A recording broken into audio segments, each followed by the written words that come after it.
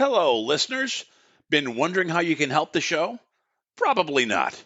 But here are 5 things you can do. 1. Subscribe.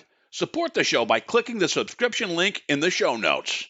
2. Review on iTunes, on our website, www.afraidofnothingpodcast.com, or on whatever app you listen to. 3. Donate. When you go to our website, click the cute coffee cup icon. Or in the show notes, click the subscription link. 4. Share. Sharing really is caring. Tell your friends and even your enemies to check out the show. 5. Watch. Wait a minute, it's a podcast, not a movie. Actually, it's both. Check the show notes to find out where to watch the documentary. You can also rent it on Prime Video. That's it. Oh, one last thing. Enjoy this episode. As we begin episode 40, we bow our heads and say grace. Frank Grace.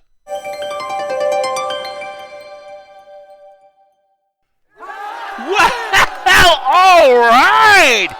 Yeah, baby! Give us your best Tarzan yell! The Afraid of Nothing podcast is a finalist in the first ever Paranormal Rewind Awards. So get your Heiny Buddy Butsky out there and cast your vote, pretty please, for the Afraid of Nothing podcast. Go to paranormalrewind.com and click on the awards tab. Then you know what to do. Hey!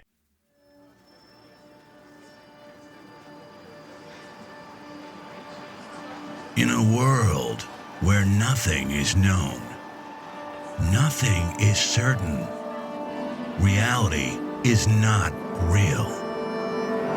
Wake up! Be afraid of nothing.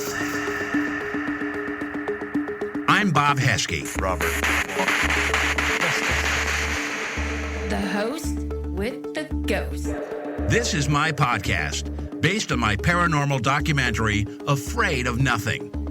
Each episode, we talk to people who see life and the afterlife through a different lens. Join me. Who is this large man? And what's he doing in our bedroom? As we lift the veil and open our minds to see beyond our eyes lie.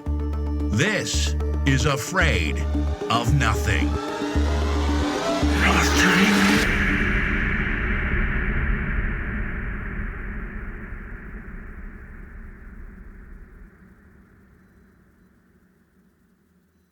About 13 years ago, when I was a new parent, I would try to take good pictures of my daughter Carly, but I would inevitably get an awkward grimace, weepy face, or gassy look. Then around 18 months, my ex-wife convinced me to have portraits taken by a professional, and magically, we saw a portfolio of images that floored us and even made us cry.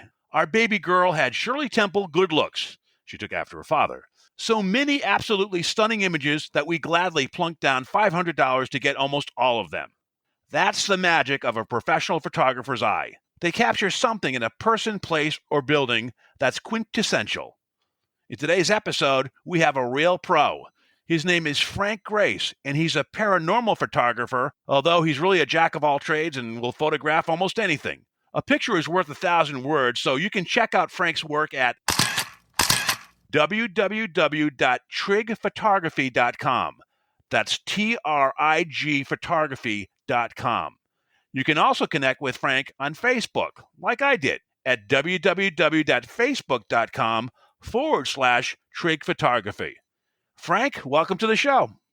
Hey, Bob, thanks for having me. I'm excited to be here, man. Thanks for the invite. Oh, cool. We have a mutual friend, Jeff Belanger, who always speaks great about you, so I wanted to get you on the show. I mean, Frank, we had bad weather, like a storm a couple weeks ago, and God forbid, another one coming up this week. So when the weather turns bad, you go outside. You want to talk about where you went on the snowstorm about a week or so ago in December? There's a lighthouse near me. I'm in Acushnet, Massachusetts, and right next to New Bedford. So I love the lighthouses here. I'm dying to get a shot of a lighthouse in a storm.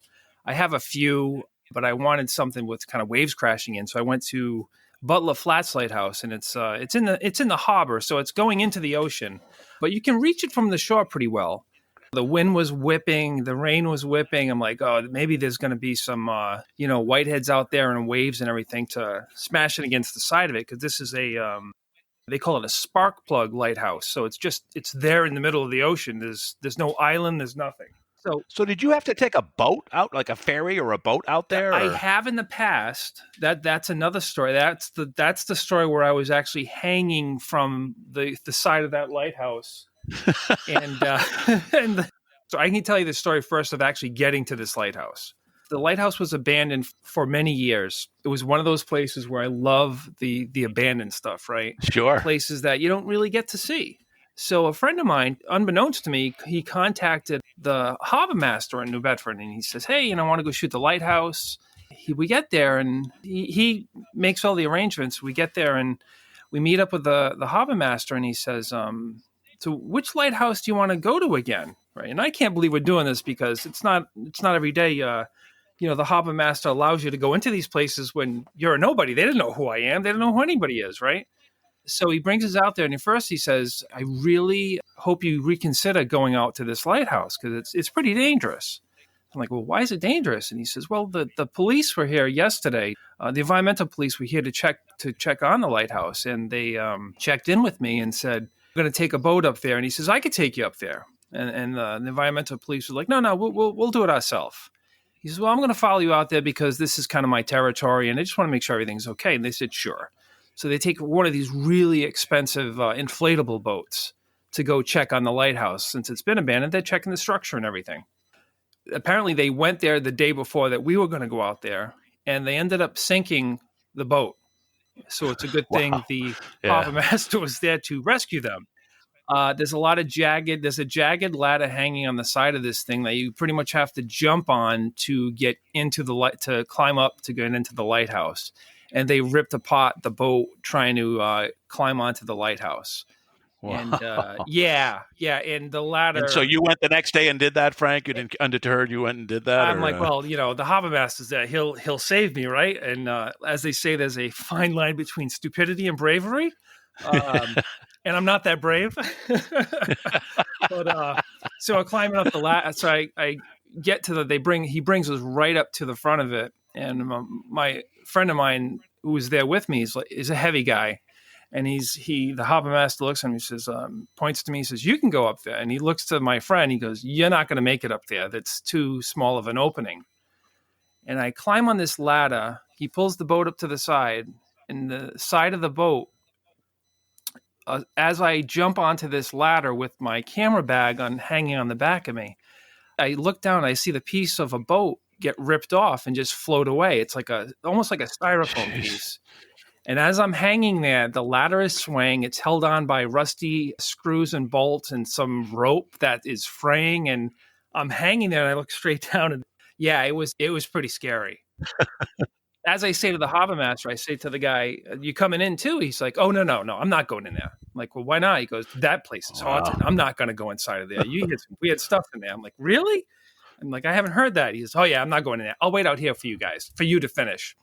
But last week, or 2 weeks ago, in the storm, I did it from the shore, which was also an issue because it was so windy that the camera was blowing over. First, I have an idea. I'm going to take the photo from inside the Jeep parked on the side of the road. Well, if you've ever been inside a Jeep Wrangler in a windstorm, it may as well be a giant sail. So the camera was moving, everything was moving.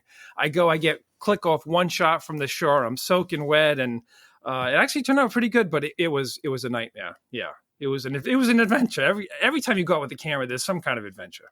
So look, by day, you're a mild-mannered chemist, and by night, you're a kind of super photographer. You do a bunch of things like portraits and a wide range of things, but you found the paranormal niche as well. So you mind telling us how you discovered that and what your first location was?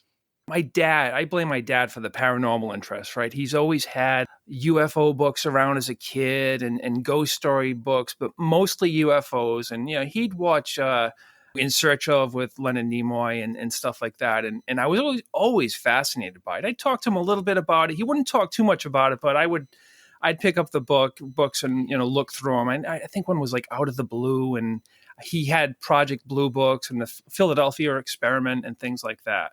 So it's always been in the back of my mind. Why can't we explain these things or understand a lot of these things? So it's always been there. What causes these things?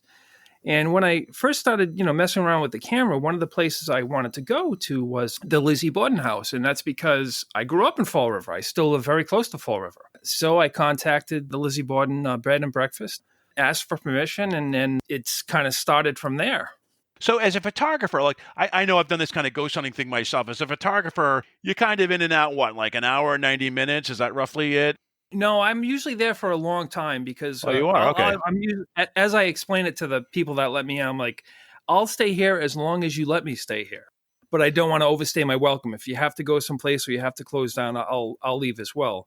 And that's because I end up doing a lot of what they call HDR photography. It's high dynamic range. So you take a lot of overexposed and a lot of underexposed images and kind of blend them together so you can see detail in the shadows and the highlights, and you see something that you a regular single shot can't see.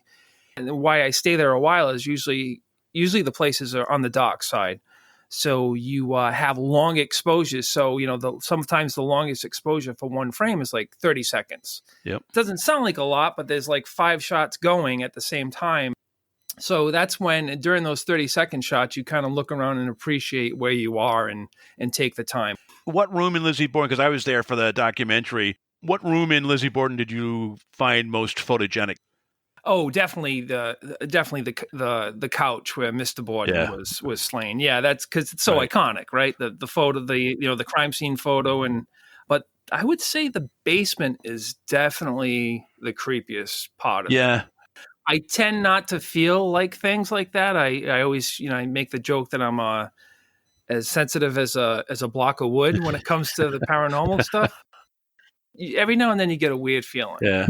But at the Lizzie Borden house is where I first met Tim Weisberg and Jeff Belanger at a Legend Trips event.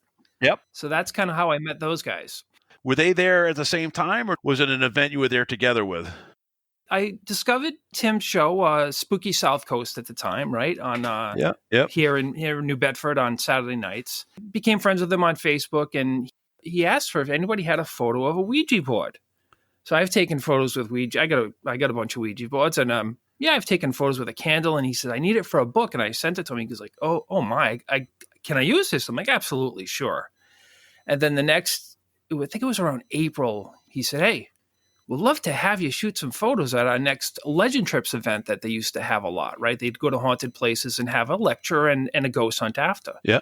I'm like, oh man, yeah, count me in. I am there. And that kind of really kickstarted everything. And at that same night, Jeff approached me and he said, hey, I love your stuff. And do you want to do a calendar together? And that was the first time we talked about doing a calendar. And I think that was like 2012. Wow. It's been that way since. Yeah.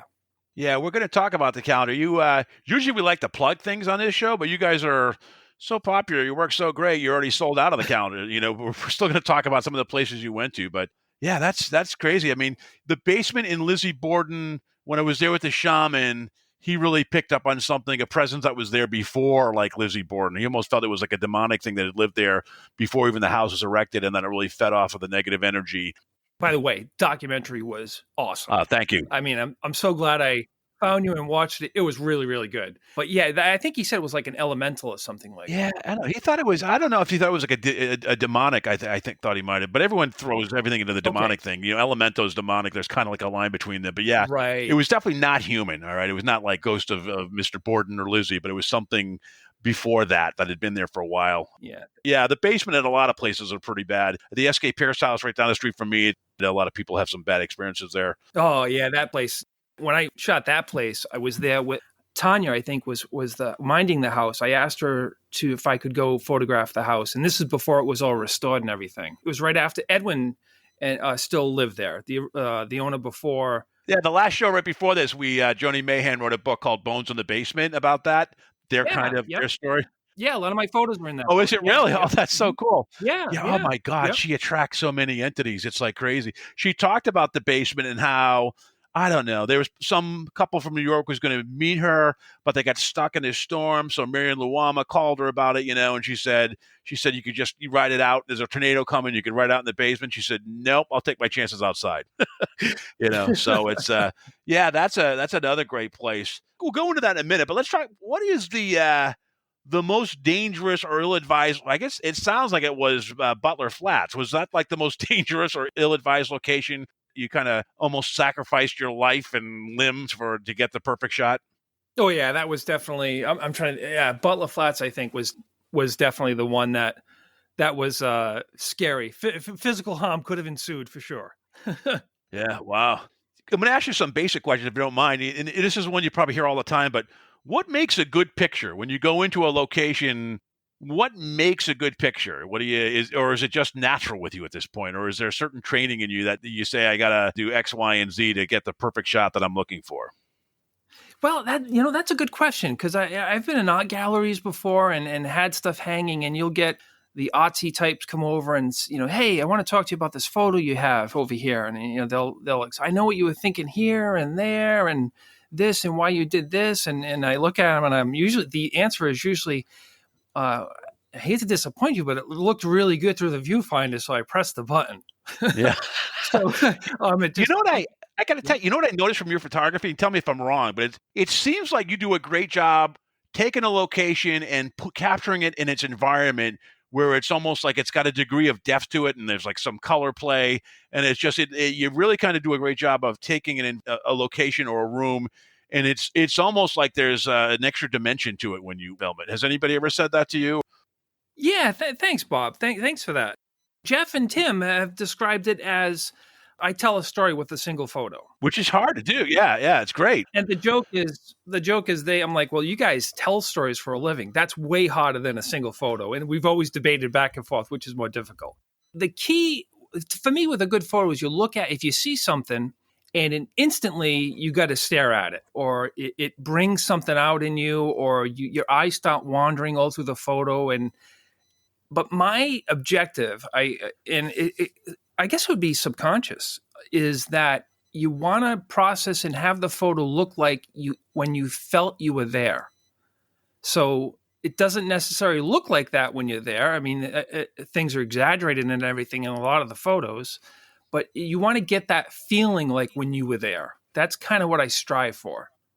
No, that's great, because that's another thing. It's almost, I think that's another thing I would probably think subconsciously, is looking at it as you can envision yourself being there, because it's got a sense of not just a flat two-dimensional picture. It's got an atmosphere to it, which is really cool. What's the essential equipment to bring to a site? If you had to bring one camera, what would it be if you're going somewhere? I love my full-frame camera. Right now I'm using a Nikon D850. It does everything I need it to do. It's a really powerful camera. But so between the two main things for me is the camera and a wide angle. Well, three things, I guess. The camera, a wide angle lens, because I love the wide shots where you can capture the width of something, a whole room or a good part of the room. That and a tripod to put the camera on. So like I said, these places are usually on the dark side. So you don't want any camera shake, especially if you're taking a bunch of shots at different exposures of the same frame. Definitely those things, but I'll bring a bunch of other lenses. Lately, I've been trying to focus in on getting the room shots, the full room shots, and then the detail shots, like things in the room that you might not catch when you're walking through it. So what's your favorite piece of glass for wide angle and close-up? Oh, my wide angle is definitely the Nikon 14 to 24 millimeter 2.8. That thing is sharp as a tack, wide. There's hardly any distortion to it. It's a beautiful lens. Expensive, but beautiful lens. And what about for the extreme close-ups? Extreme close-ups, I tend to use a macro lens. Basically, you can get the lens really, really close to get detail, and that's a 105 millimeter Nikon lens too. But you can get some pretty good stuff with 24 to 70 millimeter or a 50 standard. They call it a nifty 50, a 50 millimeter lens. Yep. Lots of different choices, gives you all different perspectives, and it's a ton of fun photographing things. I always learn something new each time I go out. There's it's like a challenge. There's something that you have to overcome. Now, since you've been doing paranormal photography, has it always been digital, or were you on film first and then kind of migrated? Always been digital for that stuff. I had a film camera when I was in my 20s and stuff like that. My dad had an old had a Canon, I think it was a AE1 or something like that, and I tried to play around with the film camera, right? Totally manual. I didn't know how to use it. I had no clue what I was doing. And then I got like a 110 film camera in my 20s, and my first film camera, a 35 millimeter film camera in like I think it was like 2002 or something like that. And then I graduated up to a digital. When digital really became popular, I went with a digital DSLR. So one of the big cameras. So have you stayed with Nikon pretty much throughout, or did you start with Canon and then go to Nikon? Or I was with Pentax for a long time. Then I went to Nikon when I wanted to go to like a full frame camera with a little more quality, more megapixels, and more bells and whistles to be able to play around with.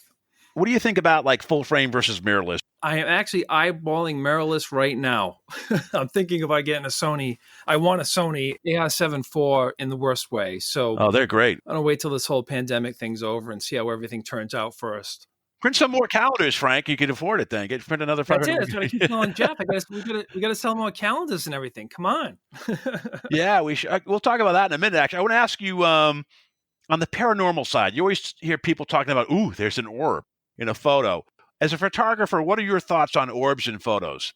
Most orbs, if they were taken with a flash, I almost immediately negate them as dust, moisture, anything like that, because all those, it's easily reproducible with dust or even with a mist. Just because of it's too close to the lens, it's too far away from the lens, it's not in focus, and you get a nice perfect circle, which photographers call that bokeh. Or bokeh, they pronounce it different. We get those out of focus balls of light in the background of something. Yeah. But at the same time, if it's taken without a flash, that's kind of suspect. I usually say, well, if somebody gives me something to look at and say, well, what do you think? Take a look at this, and it's like you don't want to burst their bubble because you can kind of see that some people really do believe in it. Yeah. So it really comes down to personal experience. I wasn't there. You were. What did you feel something? Then own it. Yeah. It's you. But there's a lot of you'd be surprised how many people look at my photos and say, "Oh my God, look at the right. There's a guy standing there. Look in the shadows. Look in this. Look in that." And I don't see anything. Yeah, I was going to ask you. That's another question I was going to ask you was, in all the thousands of pictures you're taking, once you've brought them back and put them into whatever, what do you use for a program to edit your images? Mostly Photoshop with a host of different plugins, different things to mess around with the images. Anything, but Photoshop is like the core of everything that I use. Photoshop and Lightroom. Have you ever noticed something when you've gone back into Lightroom or Photoshop and blew it up or looked at it and said, wait a minute, that looks kind of weird? Only 2 times. A lot of it's I can disqualify as anything paranormal or probably not paranormal because we don't know we don't know what happens after any of this, right? We're not sure yet. We want to know, but we don't. Yeah. But if I'm taking a series of 5 shots in a row and that orb is still there and I look to the left and I see a light coming in and refracting off my lens, I know exactly what caused it. And if I move the camera just a hair, it goes away. And I move it back, it's there again. I know it's a light reflecting in the lens. So also, if you're watching these paranormal shows that Jeff is on or Tim or other people, and you see some of these photos caught on camera or captured a picture or something, can you pretty much tell looking at, that's not real. That was staged or whatever. Do you see a lot of those and very skeptical? I tend to be skeptical about it because in a digital camera, the sensor that they use in a digital camera captures visible light with a very, very small amount of infrared light.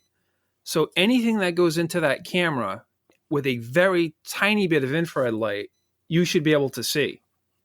And usually the camera shutter speed is so fast that thing would have to show up for a split, hundredths of a second, and then go away right when you press that shutter button.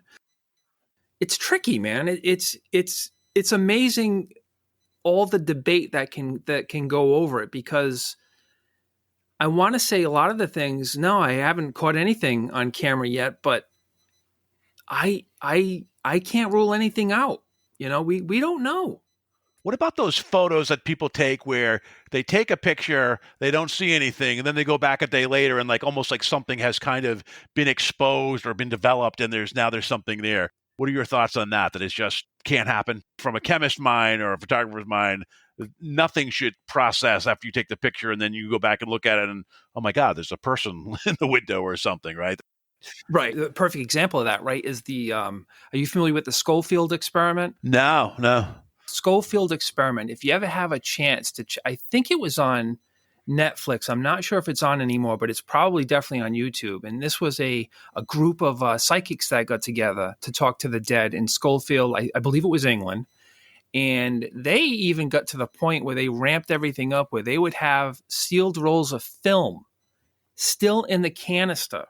And they would have things appearing on that film, locked in a box, signatures of dead people long gone.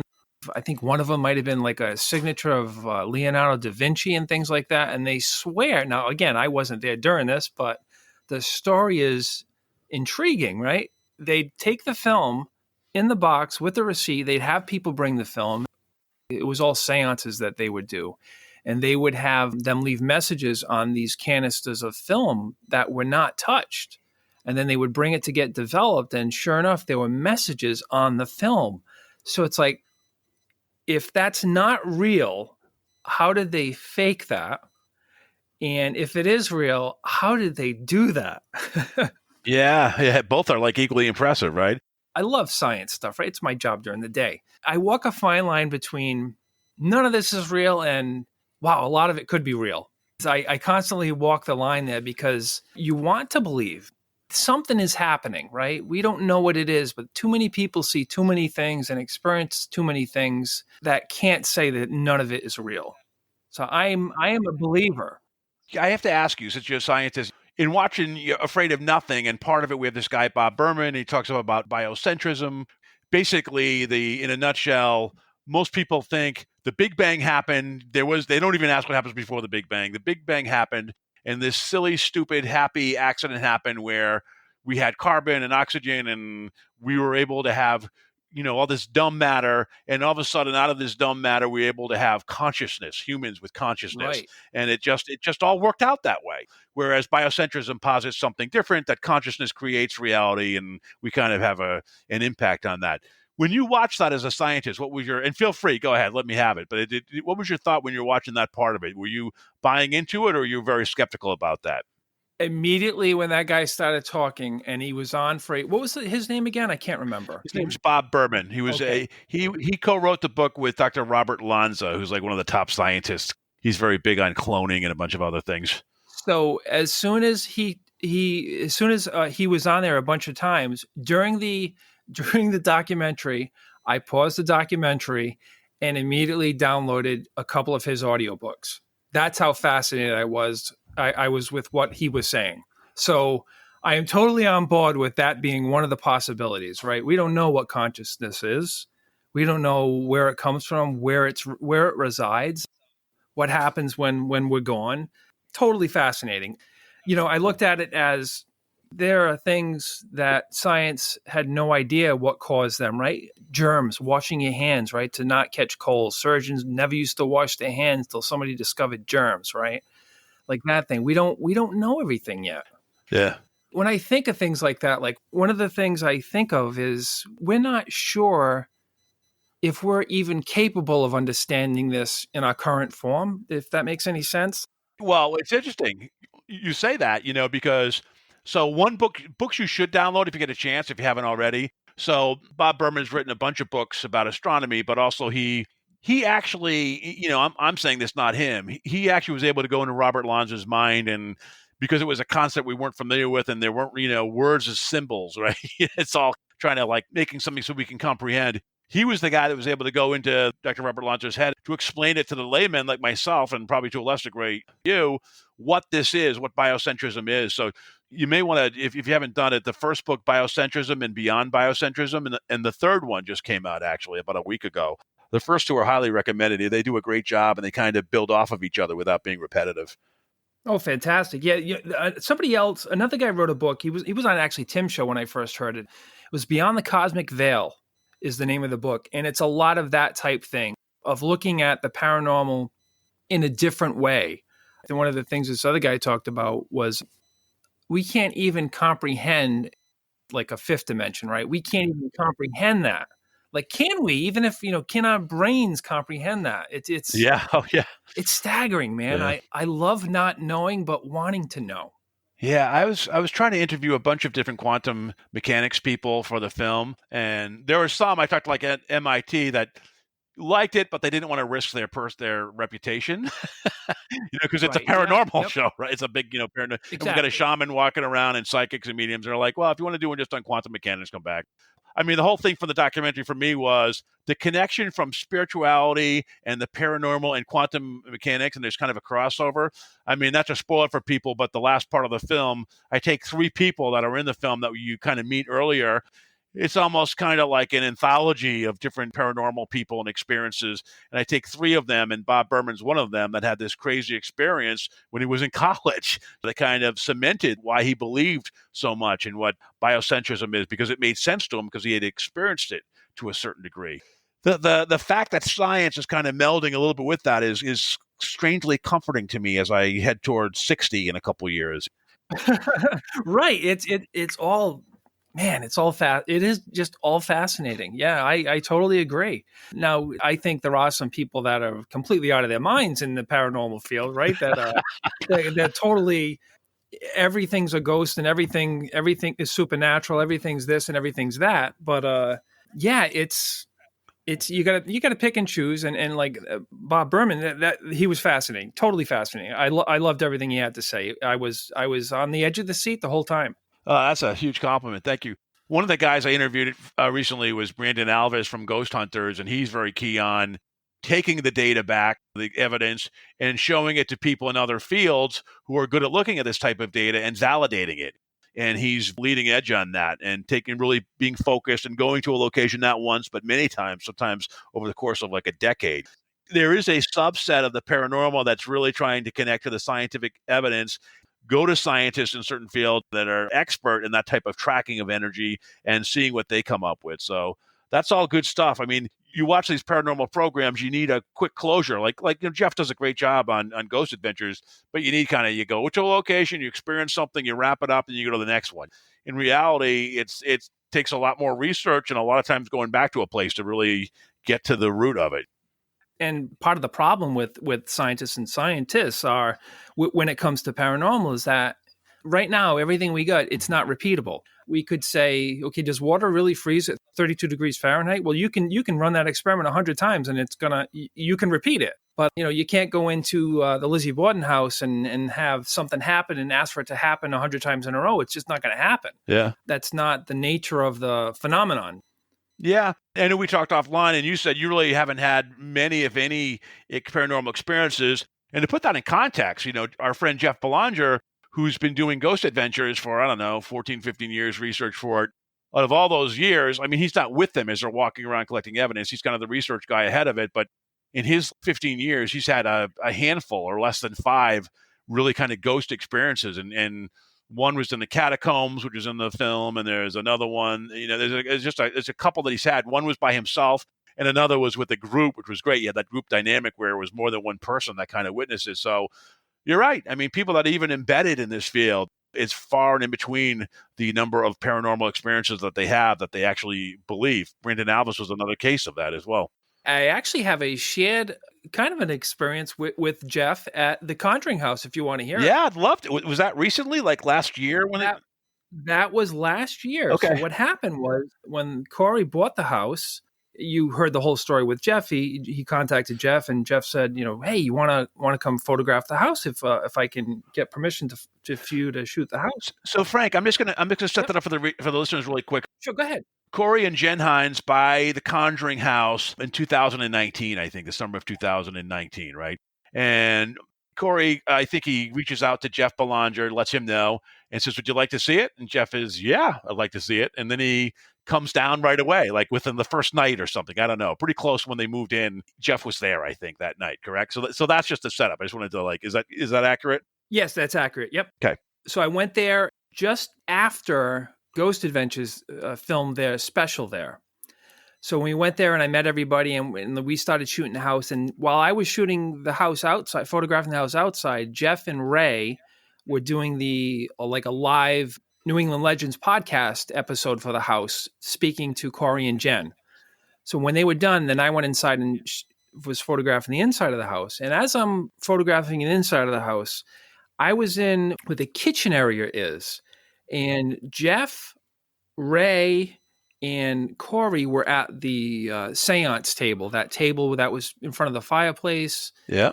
Where the seance happened, the original seance with Ed and Lorraine. Mhm. And as I'm shooting that and I hear them, trying to do a little seance, asking, not a seance, but asking, is anybody here? And all of a sudden I hear a thump and they all jump up. Now I'm in another room.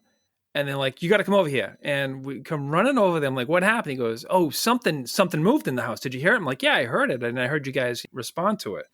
We go to the library area and we look and I look and there's an old laptop case on the floor. I said, oh, that case there, it fell. I put it there. It was in the way of the shot. It looked out of place in the library. So I moved it and leaned it against the wall. So apparently it fell down. So we're thinking it just slid out, the bottom slid out from under it and it scraped down the wall and hit the floor. And Corey said, well, I got a camera in this room. We ran over to the cameras. He pulled the tape. So if we're leaning this bag against the wall, it actually went against gravity. The bottom part on the floor didn't move. The top moved away from the wall and fell down on the floor on its own. Yep. Yeah. And that's the only thing that happened, but we were all looking at it like, oh my God, that's amazing. Yeah. The library, that's happened a couple times. That room has some weird energy and some backstory to it, but I think there have been other cases where they've captured something falling without anybody pushing it. So yeah, that's definitely a cool room.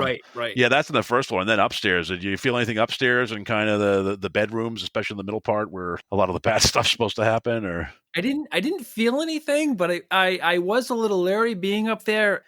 Right before that, they showed us all the video they had of the lights flashing on and off in the house for no reason when there's no lights in those rooms up there.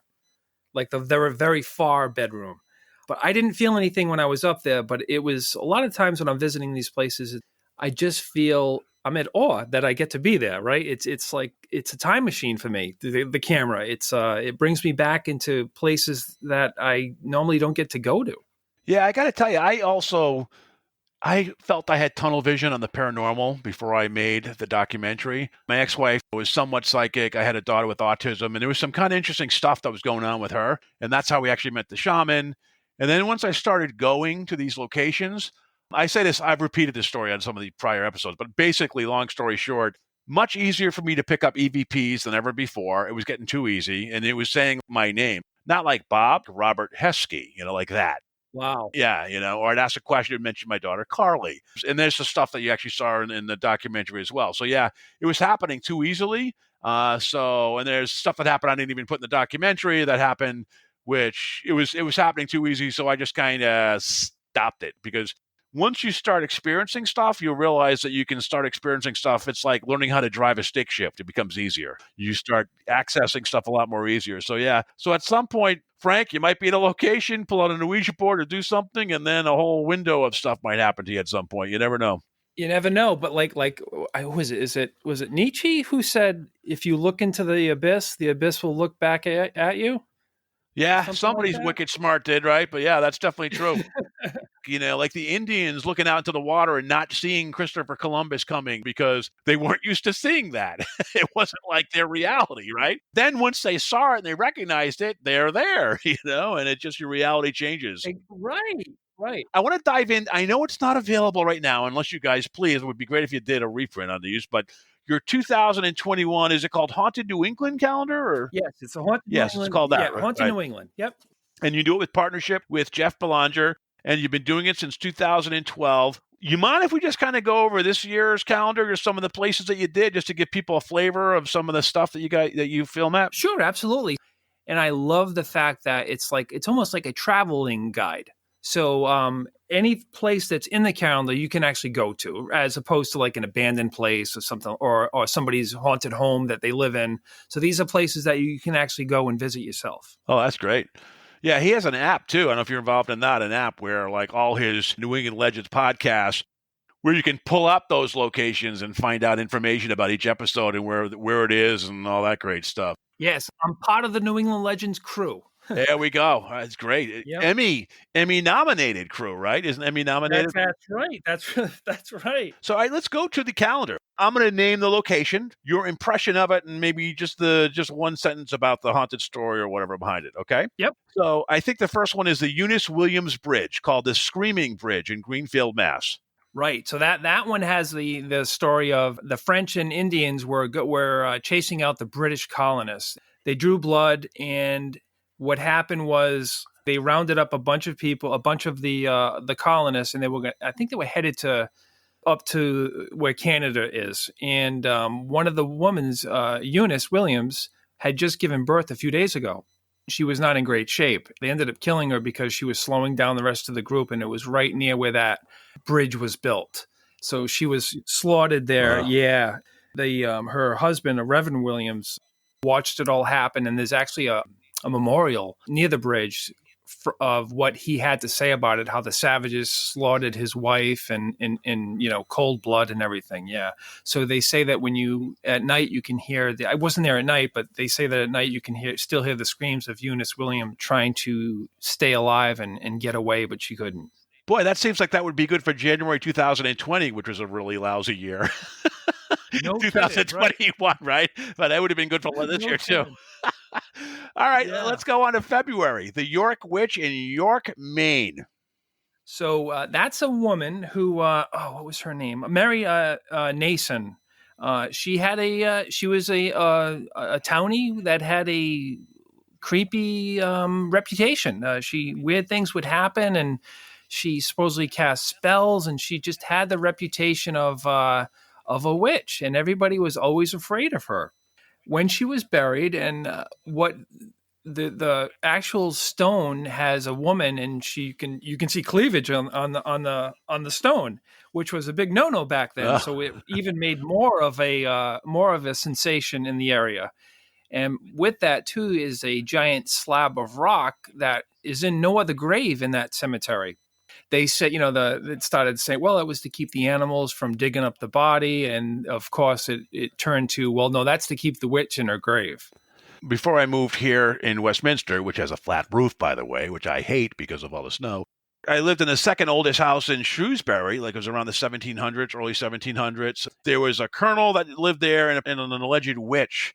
And in the basement, when my friend came down from Indiana and helped me take off the siding, just shore it up a bit before we had the professionals re-side it, there was this huge, like 300-pound cast iron. It looked like a key, Frank. It was like 3.5, 4 feet tall. It goes up to like over your navel, and it was super heavy. And he just dragged it out. I had always seen it down there, and I didn't know what the hell it was. And he was like, "Wow, is this the key to Boston Harbor? Because or is this whatever? It looks like a key." I had contacts with Antique Roadshow, Channel 2. I had contacts someone that worked there, and no one knew of anything of that. And they said, the thing is, you're not going to get a buyer because no one knows anything like that exists. They used to have like maybe a 30-pound ornamental key that a locksmith would have outside their home or whatever, but no one had no idea what that thing was. So I ended up selling it for really cheap at an auction, and who knows? Maybe it'll be a great prop for a movie. But yeah, wow. Witches out in Shrewsbury too. Yeah. Let's go to Gungy Womp. I love that. Jeez, Gungy. Am I saying this right? Gungy Womp. That's Gungy Womp. Yeah, I had never heard of that place until I went there. Gungy Womp, Groton, Vermont. No, that's Groton, Connecticut. That one. Connecticut. I'm sorry. Okay. Yeah, no, that's okay. So that's a cool place that Jeff found. He got permission to go in there because it's on private property, and he called the woman that owns it. You could still go on there, and they let people in there every now and then. I think it was like in off season when we were there. So there used to be a colony there a long time ago, but they have dated some of the structures. There's weird caves, stone structures there, and circles, and they dated them back to potentially 2000 BC. Oh. Yeah, very, very strange. You can still see a lot of the old cellars from the old houses that used to be there. the strangest things is there's actually this one cave that has a certain hole in it, and at the equinox, it lights and fills up this whole thing with light. So it's almost like kind of like the American Stonehenge. Have you ever been there? No, but I've heard of it. So it's almost like it's some type of calendar, but way before we had calendars. So they didn't know if it was related to the Celtics or what. Yeah, and it was considered a sacred site. That was one of the places that we were walking through, and we stopped, and I said, Jeff, it feels weird here. And he goes, yeah, I feel it too. It's just a weird feeling there. It was just, I don't know. It was creepy for no good reason. There wasn't anything creepy going on, but a weird sight for sure. Especially when you crawl into the cave and you see the opening with where the light would come in on the equinox. Yeah. Wow. Now for April, let's go to the White Mountains in New Hampshire, Mount Chikoru. Well, I'm probably Chikoru, yeah, Chakaru. That's close, yeah. right? That's totally off. All right. That one's a cursed mountain. That's why if you on the photo, it's mostly just rock, and that's an Indian curse from somebody that had a colonist that slaughtered an Indian's child, I believe, and cursed the whole land up there that nothing would grow. And supposedly the Indian also haunts there as well as being cursed. It's always weird. The Indian curses are always much stronger than the white man curses. Because like the Eunice Bridge, the Screaming Bridge, he's mad, he loses his wife. But this one seems like a stronger curse, in April. So because it's so much closer to the land. Yeah, and it's crazy because you look at the photo of it, and there's green lush all around, except this rocky mountain. That's the top of the mountain from all sides. We drove around all sides of it, and it's bare to the bone up there. Now let's go to May, my birth month. The Russell Colbath House in Albany, New Hampshire. Yeah, so that one's an interesting place. The Russell family built that house in, I think it was early 1800s or late 1800s. Russell ended up marrying Ruth.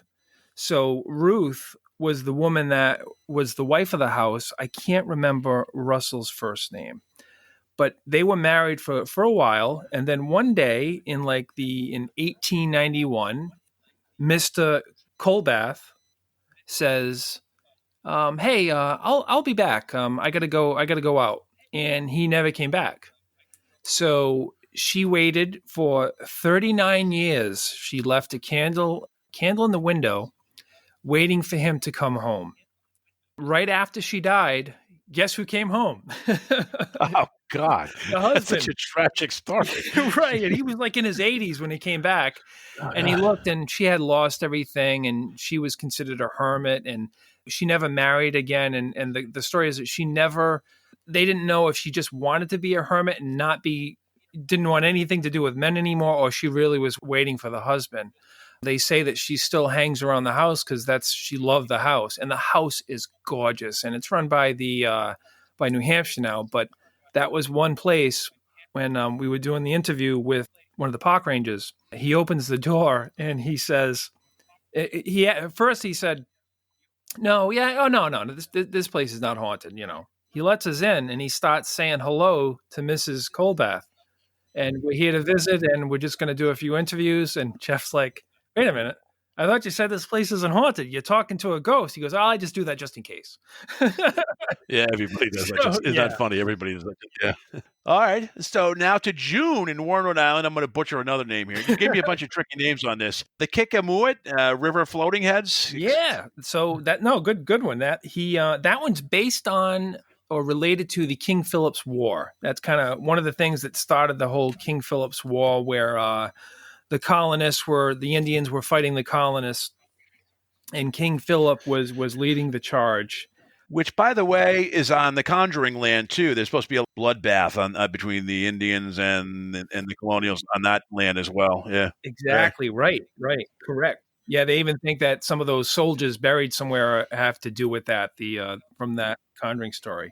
Yep. So what happened was the Indians would go and they would destroy all the homes on the riverbanks, but they never hurt anybody. But they destroyed the homes and properties, and the settlers there decided, no, we're not going to take this, and they drew first blood against the Indians. So they killed one of the Indians.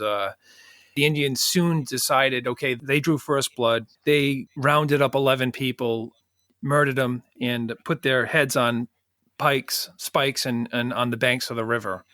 And to this day, they said if every now and then you can see 11 floating heads on the river. Oh, Yeah, geez. it's a gruesome story. All righty. Let's get to in July, Portland, Maine, the Portland Head Light.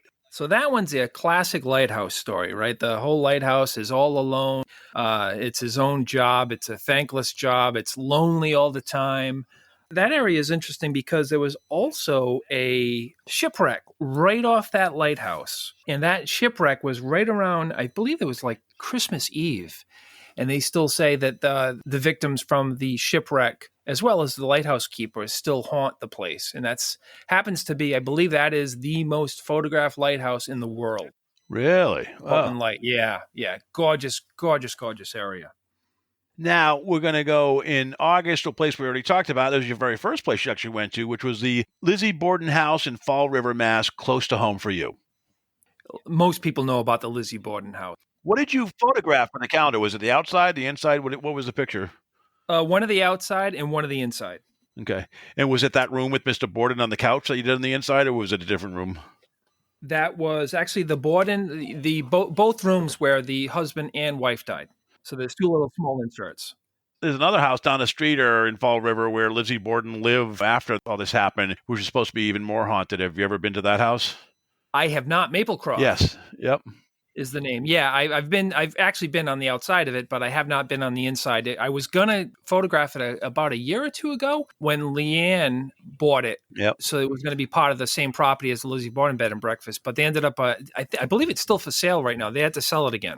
All right, now we go to September in Stowe, Vermont, Emily's Bridge. Emily's Bridge, another classic covered bridge, New England covered bridge. This Emily that I don't think there's actually any records of an Emily, but the story goes that Emily was going to meet her lover at the bridge and they were going to run away and elope.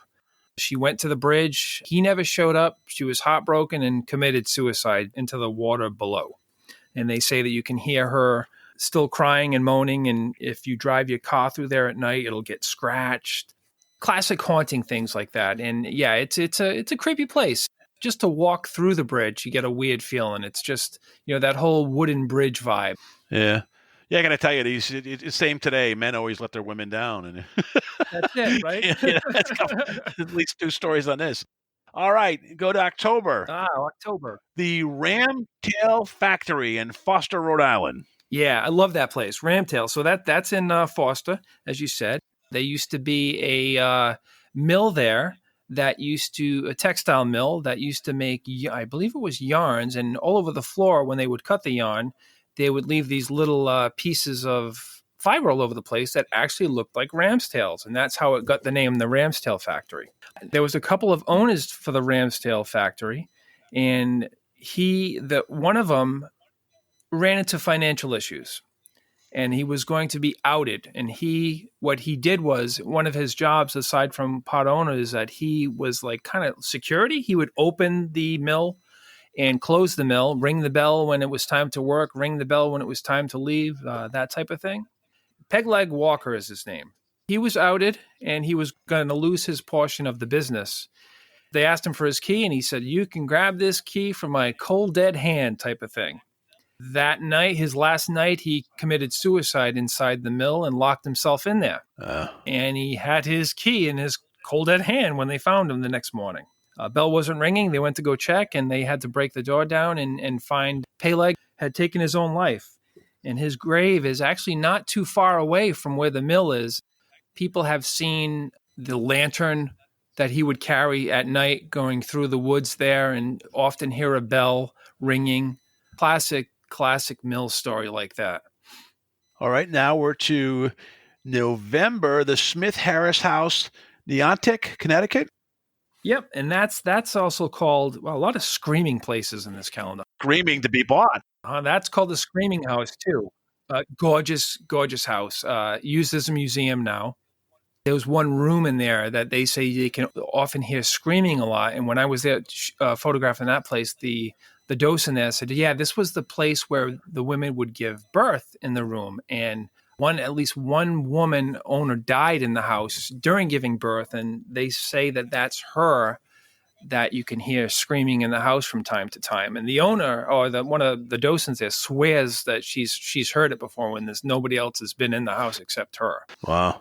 Now, the Omni Parker House Hotel, Boston, Massachusetts, the Charles Dickens Mirror. You want to tell us about that? Yeah, Charles Dickens Mirror. So that is really cool. They still have the room that Charles Dickens, when he went, and this was doing his whole campaign to bring Christmas back to New England. And he decided to rent a room there in the hotel. They still have the Charles Dickens room there. They have the original door that was on his suite, and they have the mirror. And the mirror, they say you can see Charles Dickens there from time to time because he would use that mirror to practice reciting a Christmas carol in that mirror. So he would watch his own delivery and everything like that. And they say that in front of that mirror, if you look in the mirror, you can see him every now and then. That's going to be tricky for a photographer to photograph a mirror. Did you photograph the mirror in that room? I did. I actually shot it straight on and photoshopped the camera out. And only a couple of people have said, "How did you do that? I don't see the camera." That's spooking its owner. But that was interesting. Going there was really cool because I went there with the New England Legends guys. And as I'm photographing it, they're doing a segment in front of the mirror for the Creepy Christmas special. That's on Amazon Prime, by the way. Jeff is there and I'm watching them. And I go, after it's all said and done, I'm like, "Jeff, do you realize what you were just doing?" He's like, "What?" And I'm like, "You were just reciting and practicing the segment that you were about to record with Tony, the videographer." I said, "That's exactly what Dickens used to use that mirror for. You just did the same thing." And he was like, "I didn't even know that." Yeah, you're right. It was awesome. really cool. I'm like, "I got a picture of you doing it, so I got proof." That's great. Yeah, I got to tell you. So we've just pitched the calendar that they'll never be able to get unless they go on eBay and buy it for like $30,000 because it's going to be a collector's item. I'll tell you right now. So, but yeah, you guys do a great. I mean, your calendars, man. I would have them if they can't get this year, get next year's because it's always beautiful work that you guys do, and it's really well worth it. I mean, there's a lot of calendars that are just people throw away calendars. This is just so awesome, especially if you're into the paranormal. Let's close by plugging some of your stuff. You mentioned New England Legends on Amazon Prime. Have you guys started filming again? I know you stopped for a while, right, because of the pandemic? Yeah, we stopped for a while, so it's on hold right now. But if you go to Amazon Prime, if you look up New England Legends, you'll see every episode on there. And I believe the episode is still on there of the theater show that we did. Carl Johnson, Tim Weisberg, Andy Lake, and Jeff. Oh, that was like a storytelling, right? You each of those four guys got up and told stories, and they had your photography in the background, right? The whole documentary. That was great. I love that. That was excellent. I actually saw that, so highly recommended. Yeah, that was really cool. So if you go to Amazon Prime for New England Legends, or the website is Our New England Legends, you'll see everything, but it's also on Google Play and the Apple Podcasts and everywhere else too. So it's a lot of fun working with those guys. And it's a labor of love. At least you got to the point where you were at least covering costs, I think Jeff said. People, when they go watch this on Amazon, I mean, it helps you guys pay for these and do more. So we totally encourage them to do that. You fingers crossed in 2021 to go out and do some more? Or? Oh, absolutely. Yeah. The last time we were able to all get out together was 2018. And we did it was a 3-day journey. I think we did like over 800 miles up and down New England, just hitting all these places for the calendar and for the New England Legends episode. So yeah, it's we're itching. I actually saw Jeff Friday to pick up my calendars because I got a few that I'm giving away for gifts too. So, but I saw him and I hadn't seen Jeff in so long. Yeah, so we're itching to get out there again for sure. Oh, that's great. Now, closing again, where they can find you is your photography is at www.trigphotography.com. That's TRIG photography.com. And they can also find you on Facebook and Instagram if they just plug in that Trig Photography, correct? Absolutely. Cool. Frank, thank you so much. Excellent. See, we didn't need pictures for this. We could just talk. You walked us right through everything, which was great. You did a great job. Really appreciate it. I had an awesome time, Bob. Thanks again for the invite. It's quite the honor to be on here. I really love, like I said, the documentary was fantastic, and I'm really enjoying the podcast. I'm buzzing through them back and forth on my way to work. Cool. Well, thank you so much, Frank. Appreciate it. No problem, man. Thank you.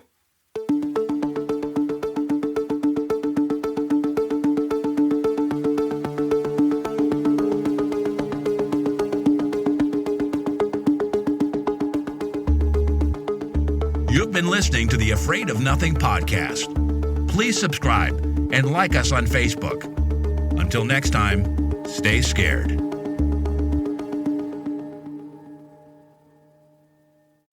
Hey, you're still here? Great. Then why not listen to another episode? Visit AfraidOfNothingPodcast.com to peruse all the shows. That's AfraidOfNothingPodcast.com. And while you're there, click the coffee cup icon to buy me a coffee and leave a review. I'll give you a shout out in an upcoming episode. And the world will know how swell you are.